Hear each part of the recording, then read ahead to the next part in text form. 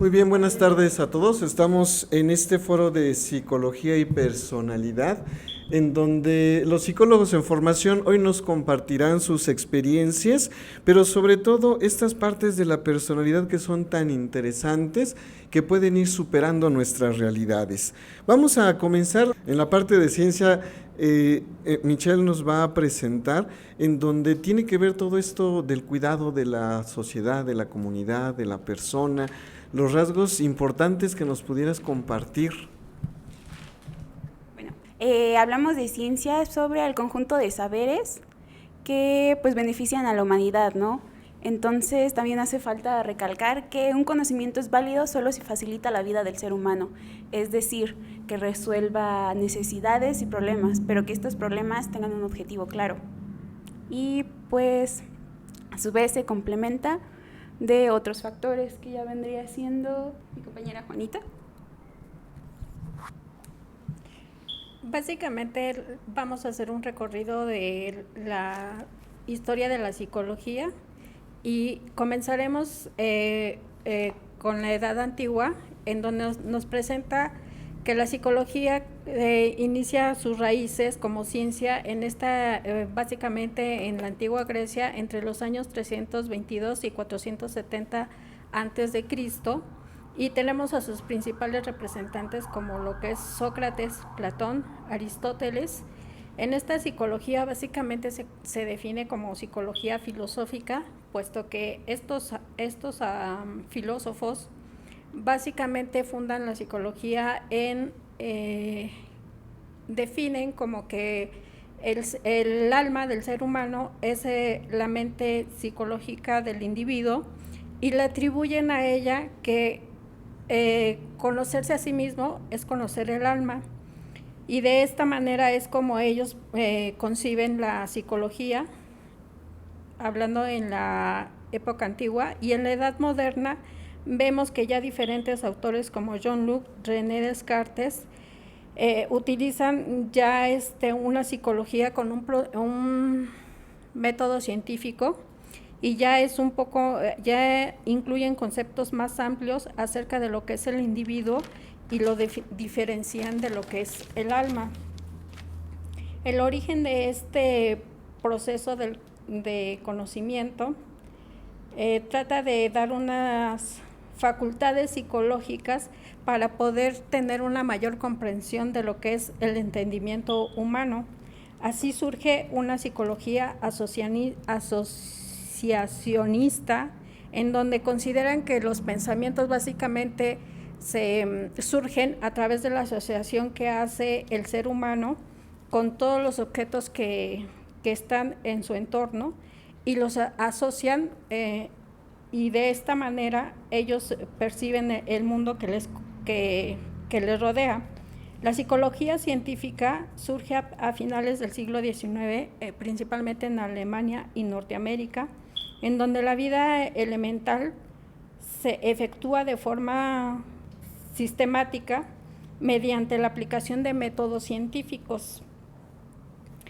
Aquí encontramos a los principales representantes, como lo que es Jung, el fundador de la psicología estructuralista, a William James como fundador de la psicología funcionalista, y básicamente se busca conocer las funciones de la vida mental del organismo humano y su utilidad en la capacidad de adaptación con el medio ambiente, para poder comprender que la vida mental influye en la actividad y la conducta del ser humano.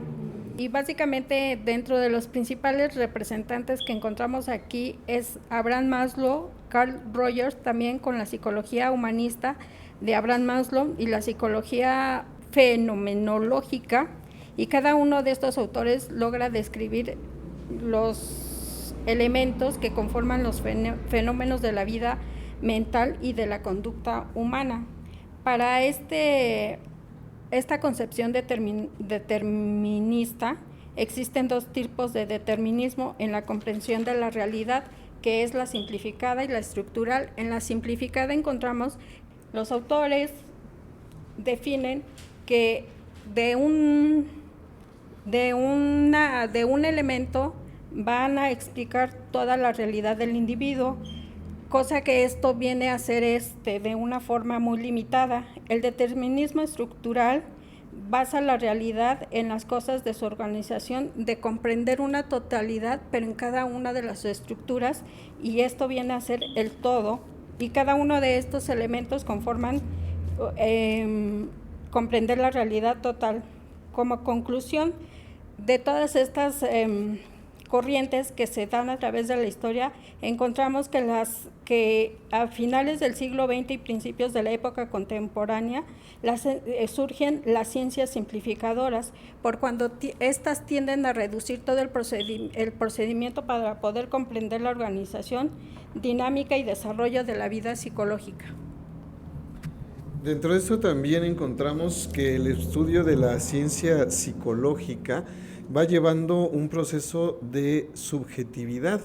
¿Quién nos podría hablar respecto a esta parte del estudio del objeto del estudio de la ciencia psicológica?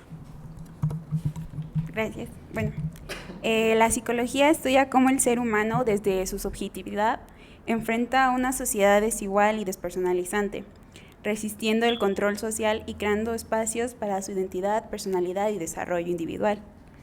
Analiza la personalidad a través de indicadores observables, ya que los procesos internos son directamente visibles, ya que son algunas características de las cuales todos nos podemos dar cuenta. Investiga tanto lo material como lo simbólico, ya que de ahí pues también se forman las creencias. Usan diversas técnicas y pues evoluciona eventualmente como pasa el tiempo para comprender mejor su complejidad. Las técnicas de investigación que se utilizan son instrumentos como la observación, el análisis, las encuestas y documentos para investigar variables. A lo largo del tiempo pues se crean diferentes métodos que vayan relacionados con la personalidad, ya que esta influye en la relación, en cómo el individuo se relaciona en su comunidad. Y con todo esto encontramos que dentro de la vida psicológica, que está parte de la mente, de las emociones, del conocimiento, que es la interrogante de cómo es el comprender de las cosas. Entonces, ¿qué es la vida psicológica y qué es lo que va haciendo en el caminar de las personas? Bueno, aquí la pregunta es, ¿qué es la vida psicológica? Muy bien, para esta sería preguntarnos, ¿qué es la mente? La mente son las emociones, las personalidades, un conjunto de experiencias. La otra pregunta sería, ¿qué es? Es una interrogante que busca comprender el ser, el elemento esencial del existencialismo de una persona, desde su nacimiento, así que también nos preguntamos, ¿qué es el hombre? ¿Qué hace el hombre? Estas preguntas conducen a una realidad efectiva del existencialismo. Es un sentido de vida que hace la personalidad. Solo comprendiendo qué hace, así comprender la mente, solo el conocimiento, lo vivido para comprender lo que es la vida. Y su sentido de vida, justamente nos habla Heidegger, plantea una condición como cuidar la existencia del ser humano, una forma específica para comprender y construir la vida psicológica. La expresión y la reacción de su personalidad como condición de existencia, comprender la vida, la mente y el ser, el mundo, persona y comunidad, familia y grupo, sociedad o planeta. Biológicamente desarrolla condiciones heredadas o adquiridas naturalmente, simbólicas, que se desarrolla en comunidad del ser humano. El ser humano es un actor social, que es individuo, sujeto, persona característica, actor social, comunidad, que nos comparte. La comunidad también es simbólica, adquirida, todo lo que aprendemos en comunidad. En sí, en conclusión, la vida psicológica se refiere al sentido de vida que realizamos el ser humano en su comunidad, tanto en la forma de vivir, formar, de convivir, y que cada uno construye, incluyendo su forma de ser, de relacionarse con los demás. A estos aspectos incluye el bienestar emocional, psicológico y social, y salud mental. Dentro de todo este caminar que hemos estado viendo, las personas, ¿verdad? Desde la ciencia nos decían, va compartiendo con la sociedad, se preocupa por el bien de la estabilidad, hay estas emociones, estas sensaciones, pero esto también nos lleva a una parte de la personalidad. Pareciera que la personalidad de repente es algo que hace que el individuo se aísle o que esté completamente separado, pero pareciera también que no, sino que la personalidad en esta forma de interactuar con los demás va dando también una subjetividad y va dando la vida íntegra de la persona para convivir con los demás. ¿Nos vas a hablar tú de esto? Claro, muchas gracias. El tema de la personalidad es algo bastante interesante y profundo. A través del tiempo podemos encontrar que existen diferentes aproximaciones a poder entender qué es la personalidad. Una de ellas podría ser la de Gordon Allport, en la cual para este autor la personalidad es la organización dinámica dentro del individuo de aquellos sistemas psicofísicos que determinan su conducta y su pensamiento característicos. Esto es bastante interesante, ya que se centra en sí acerca de la experiencia de vida del sujeto. También existen otras formas de considerar o de aproximarnos a qué es la personalidad, como es el ejemplo de González y Michtains, donde él comenta que la personalidad constituye una configuración sistémica de los principales contenidos y operaciones que caracterizan las funciones reguladoras y autorreguladoras. Esto es que estas funciones autorreguladoras y reguladores nos van a ayudar a podernos relacionar con nuestro entorno y al mismo tiempo nos van a permitir relacionarnos con nosotros mismos. Entonces, en el tema de las funciones reguladoras, el sujeto modula su actuar en la comunidad, y en la cuestión autorreguladora es la forma en la que tiene para relacionarse sobre sí mismo. Con estas funciones la personalidad se relaciona con su entorno, crea su realidad y se construye a sí mismo. Entonces podemos entender de esta manera que es la forma en la cual el individuo va entendiendo su propia realidad y al mismo tiempo va generando o va materializando esta realidad con respecto a su entorno. El estudio de la personalidad es muy interesante, ya que no solamente abarca al individuo como un ser individual y apartado de la sociedad, lo enmarca dentro de un marco histórico y sociocultural. Entonces hay que entender que existen como estos elementos, ¿no? Los que son propios del individuo y también los que tienen que ver con su entorno principalmente. También la personalidad se entiende como un sistema de saberes, en cuanto a que son como todo este conjunto de experiencias que nos aportan un saber personal.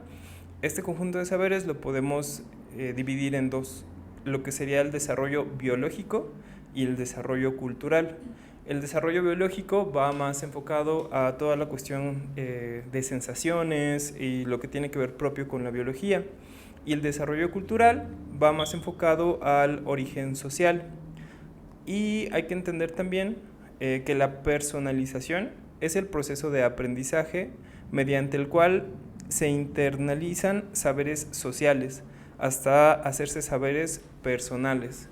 Entonces podemos entender que es la manera en la cual nos vamos recreando a nosotros mismos, apropiándonos pues de estos saberes o de este conjunto de saberes que tienen que ver con la sociedad en la que nos encontramos. Muy bien, dentro de estos saberes y lo que nos encontramos, también la personalidad, para poderla desarrollar tenemos varios factores que nos hacen, que son los factores genéticos, los factores que nos ayudan a desarrollarnos, los factores también ambientales, ¿no? Dentro de eso, ¿cuáles serían los más importantes para poder desarrollar adecuadamente nuestra personalidad? Sí, bueno, como mi compañero Jonathan dijo, sí, el desarrollo de personalidad es un proceso complejo influenciado por la interacción dinámica de múltiples factores. Especialmente está el biológico, pues que ese es de la genética y la herencia.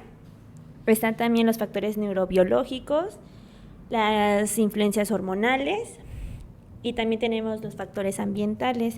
Ese sería el entorno familiar, la experiencia de vida y la influencia de pares, educación y aprendizaje y medios de comunicación como las redes sociales.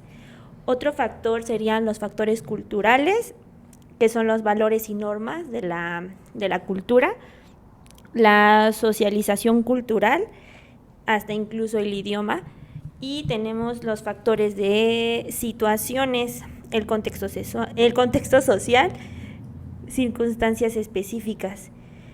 Esto pues obviamente lo que nos dice lo que sería el desarrollo de la personalidad. No hay un solo elemento que determine quiénes somos, sino nuestra misma vida nos hace cambiar de personalidad dependiendo desde dónde nos criamos, en qué contexto social pues crecemos, las personas con las que nos juntamos. Esos rasgos pues nos hacen que nuestra personalidad pues vaya cambiando, ¿no? Hasta nuestras ideas y principios. Dentro de este cambio de personalidades que vamos descubriendo, hay también una parte interesante que son las dimensiones que abarca la personalidad, que está concretamente en la organización, en la dinámica y en el desarrollo. Dentro de esto, ¿cuáles podrían ser las cuestiones que nos harán ir cerrando esta parte de la organización de la personalidad? Bueno, antes que nada en esta intervención me propongo compartir una mirada comprensiva sobre la personalidad. Para ello abordaré sus 3 dimensiones fundamentales: organización, dinámica y desarrollo.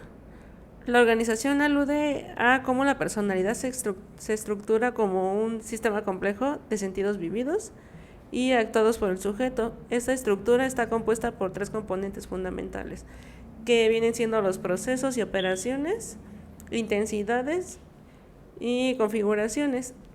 La integración de estos elementos conforma los saberes radicales de la personalidad, es decir, los contenidos psicológicos construidos por la experiencia vivida, y se estructuran la forma de pensar, actuar y sentir del sujeto.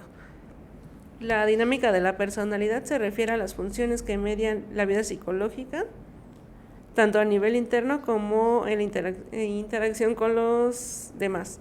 Estas funciones se agrupan en 2 grandes tipos, que son las funciones reguladoras y funciones autorreguladoras. En el tema del desarrollo de la personalidad, la dimensión de desarrollo nos habla de la personalidad como un proceso en constante transformación y no solo se basa en cambios conductuales, sino en una reorganización continua del sentido de sí. Entonces, en teoría, conclusión, la personalidad es una realidad viva y permanente y en permanente construcción. Muy bien, hablábamos de la subjetividad de la personalidad, que precisamente con lo que cierra Joss, ¿verdad? Es esta subjetividad donde constantemente la personalidad se va construyendo a partir de los factores que vamos teniendo genéticamente, a partir de los factores que compartimos nosotros como sociedad y a partir también de la capacidad que vamos teniendo como sujetos para poder relacionarnos con nuestro entorno y poder relacionarnos con los demás. Dentro de eso les agradecemos hoy por compartir con nosotros la psicología y la personalidad.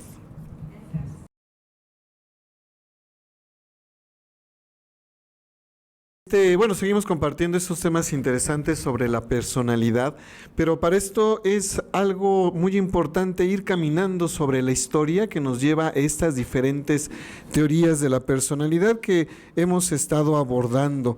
Entonces, el primer momento que vamos a tener con ellos va a ser sobre estas perspectivas psicológicas que hay de la personalidad. ¿Quién nos puede ir hablando cómo es que se ha ido definiendo este concepto de personalidad? Hola chicos, buenas tardes a todos y a todas. Mi nombre es Elios Vita Hernández y pues yo les voy a dar las perspectivas históricas de lo que es la personalidad. Recordemos que en un siglo antes de Cristo teníamos ya este registro en el teatrón de los griegos, en el cual estas personas utilizaban unas máscaras para poder ejemplificar estilos de vida diferentes a los que son de ellos, pero sin dejar de ser ellos mismos. Para complementar esto, también habían personas que se dedicaban a los estudios del alma y del pensamiento, que podrían ser como Hipócrates, Galeno, Platón y Aristóteles. También en la Edad Media podemos recoger datos acerca de ello, ¿no? Con Tomás de Aquino y con las obras de Dante Alighieri, que representan ese conflicto que hay entre el ser humano y la cuestión teológica, que es donde se concentra más ese pensamiento, ¿no? En el Renacimiento ya podemos ir con Michel de Fontaine, el cual ya hacía una crítica acerca de estos postulados teológicos y consideraba ya el individuo, al ser humano, como un ente propio en relación a lo demás, con ciertas características de temperamento y de carácter. Y pasado el tiempo, pues ya nos podemos ir dirigiendo al siglo XIX y al siglo XX, donde ya empiezan las escuelas y las teorías formales de las que ahora conocemos en la psicología, ¿no? Y podemos empezar con la psicodinámica de Sigmund Freud. Podemos empezar también con la psicología analítica de Adler, de Carl Jung. Después vino el conductismo de John B. Watson, de Burgos Skinner, en el cual trata como la conducta como lo observable y lo medible y lo que puede ser cuantificado para la psicología. Después de ello sigue la corriente humanística, que deviene de Carl Rogers y de Abraham Maslow, como otros autores que también son interesantes, en el cual nos postula que el humano es el centro y la medida de todas las cosas. Y hasta ahorita, con la que estamos todavía trabajando y que es muy importante, que es la teoría de los rasgos de la personalidad, que ha sido abordada por Gordon Allport, Raymond Cattell y Hans Eysenck, en el cual nos dice que la personalidad humana se descubre y entiende por rasgos estables y medibles.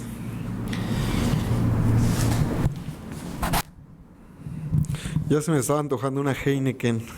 Pero en este caminar, ¿verdad?, también de las teorías, de acuerdo con la importancia que se ha estado dando en este estudio de la personalidad, se ha preocupado también en cómo constituir la personalidad humana con diferentes medidas o evaluaciones, como es la medición, la interpretación. Dentro de esta parte de las teorías de la personalidad, ¿cuáles serían estos instrumentos que se han diseñado? Bueno, ¿qué tal? Buenos días a todos. Yo voy a hablar de las perspectivas psicológicas. Como primer punto, quiero dar el concepto de personalidad, que se origina del término persona. Para el concepto se le ha dado muchos significados a través del tiempo.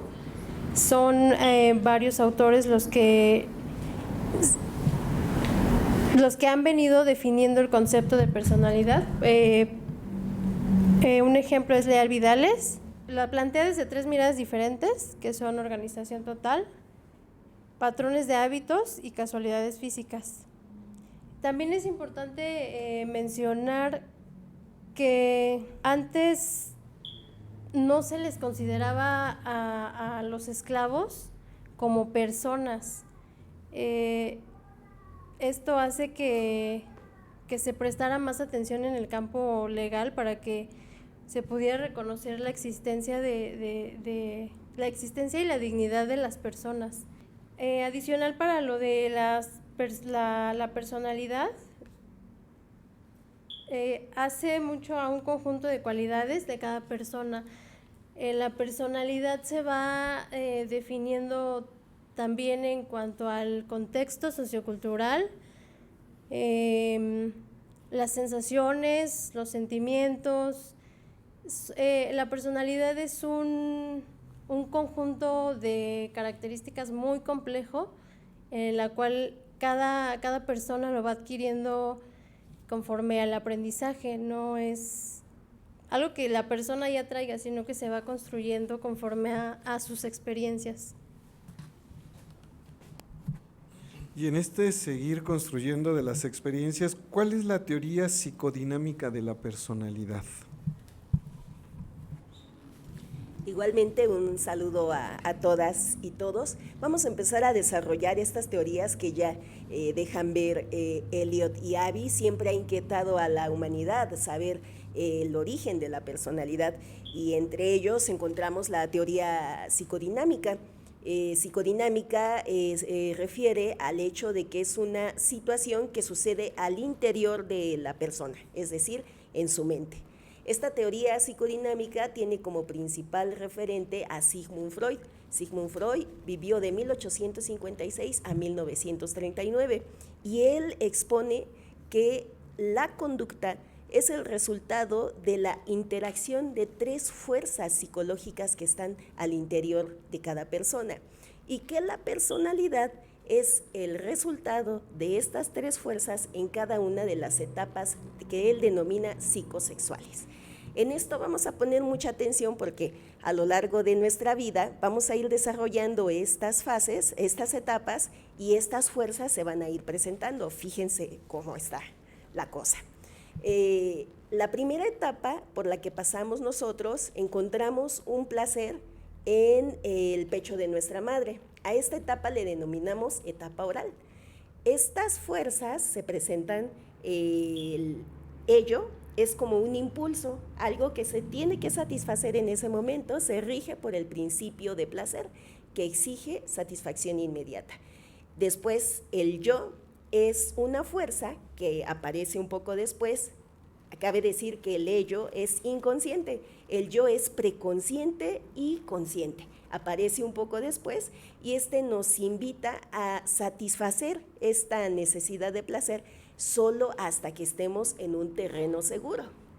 Posteriormente, ya con los años, hay quienes manifiestan que es hasta la edad adulta, se manifiesta el superyo, que es como una fuerza que nos guía por lo socialmente aceptable. Así como ven, el superyo le hace de guardián moral del yo. Entonces, volvemos a lo de las etapas. En la etapa oral sentimos esta satisfacción por el pecho de nuestra madre, lo exigimos satisfacer, y se dice que cuando no hay un balance entre estas fuerzas, podemos ser personas discutidoras, podemos ser personas hostiles y sarcásticas. ¿Qué les parece? ¿Cuántos nos identificamos con algo así, no? Y sin embargo, sí hay un balance entre estas 3 fuerzas, ninguna es mala, todas deben de participar y deben de resultar un balance.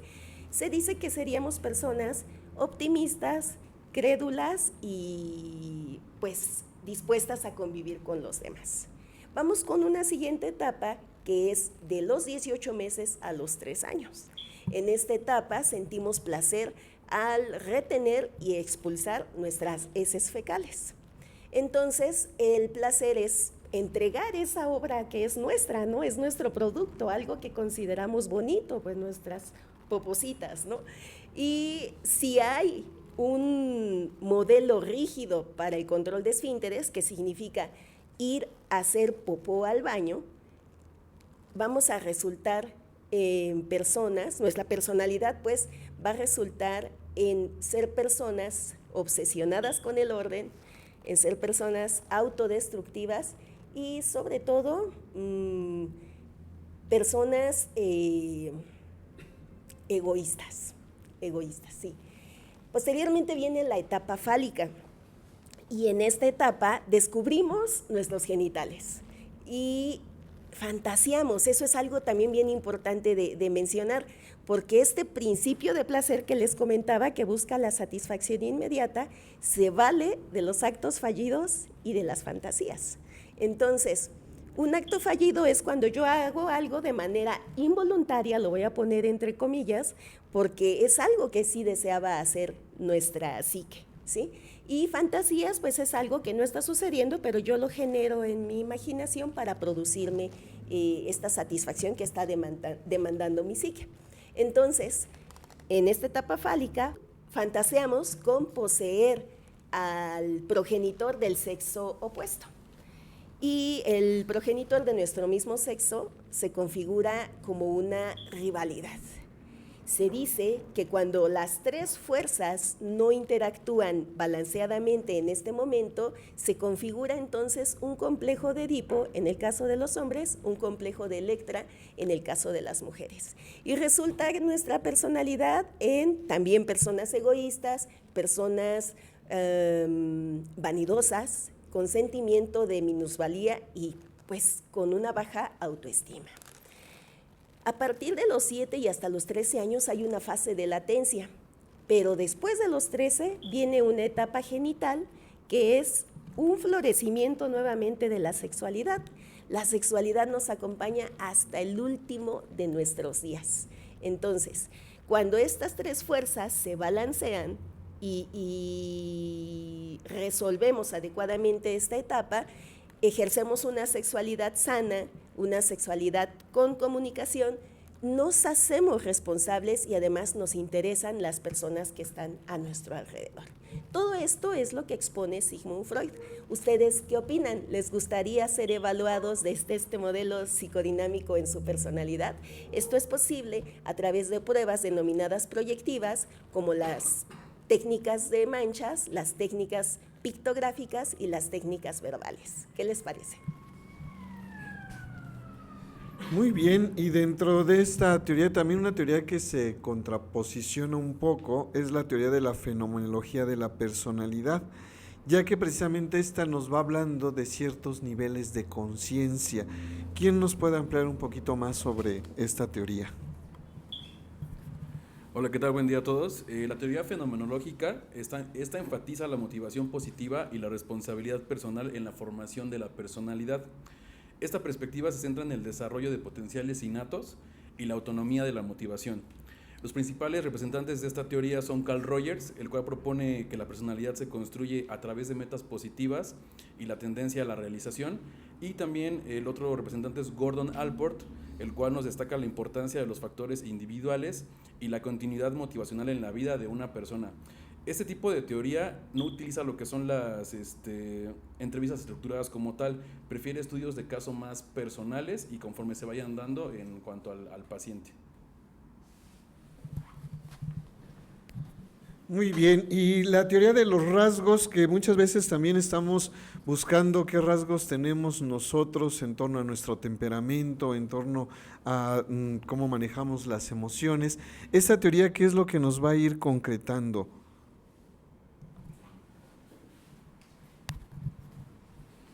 Ok, esta teoría de los rasgos se centra en características individuales como sería el temperamento, los valores, clasificando los rasgos en diferentes categorías.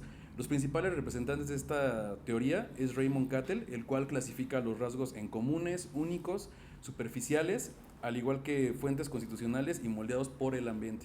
El otro representante es Hans Eysenck.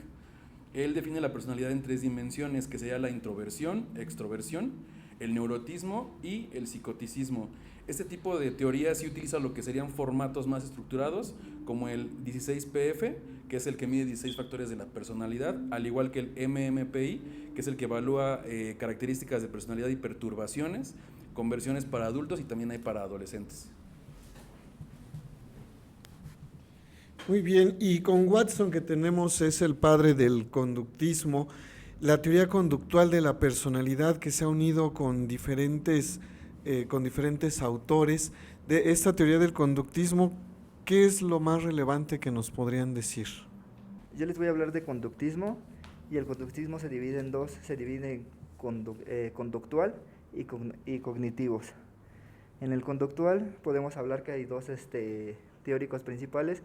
El primero sería Skinner y también Watson. Skinner habla como de dos postulados, el postulado que es el operante y el clásico, y en el operante se puede dirigir como más hacia los animales, bueno, se dedica un poquito más hacia esa parte de, si tienes un perro, darle esa parte de conducirlo.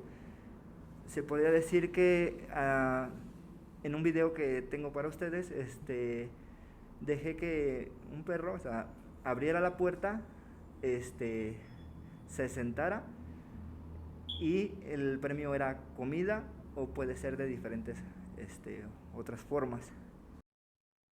Moca, abre. Abre. Abre.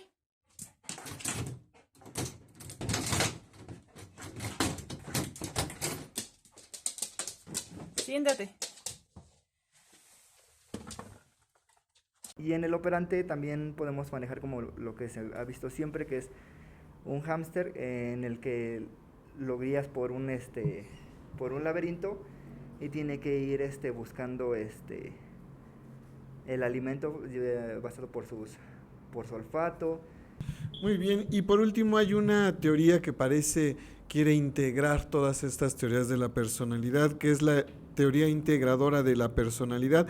¿Sí será posible que haya una teoría que integre todos estos estudios y pueda seguir funcionando para poder hacer y construir la personalidad?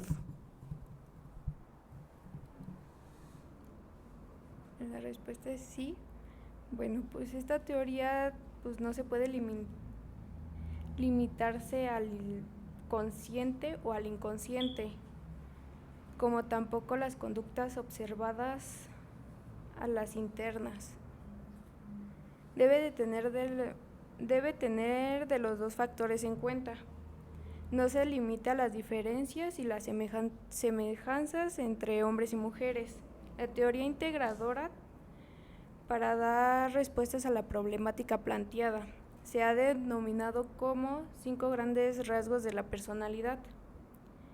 El instrumento opuesto de los 5 grandes es DFQ, que a partir de los 5 factores identificados en la teoría, de acuerdo con las características de cada uno, pretende dar cuenta a la personalidad del individuo. Esto es como el apoyo al modelo de 5 grandes, proviene del análisis del lenguaje, de los términos que han sido usados para describir los rasgos de la personalidad. Las dimensiones temperamentales planteadas al modelo de Cloninger son las búsquedas de novedades, que se refiere a la actividad conductual. Esto es la evitación del daño, que se refiere a la indivitación conductual. Depende de la recompensa, que se refiere al proceso de extinción y habituación de las respuestas conductuales aprendidas. Esto como también el modelo de aprendizaje biosocial de Milton de 1985, ya que atribuía posibles efectos en la personalidad de las variables biológicas, como lo hacía en las variables psicosociales, combinados como la propuesta teórica de la naturaleza del refuerzo. El modelo actual es el extraer de las perspectivas psicodinámicas, conductivas, interpersonales y biológicas en diferentes aspectos de la manifestación de la personalidad, que serían como el mecanismo de defensa, representaciones objetales, autoimagen, estilo cognitivo, comportamiento interpersonal y estado de ánimo. Y el temperamento. Muy bien, pues les agradecemos mucho por compartir estas partes de las teorías de la personalidad para que podamos nosotros seguir, ¿verdad?, en estos foros dando a conocer todos estos detalles tan interesantes que nos van construyendo como personas.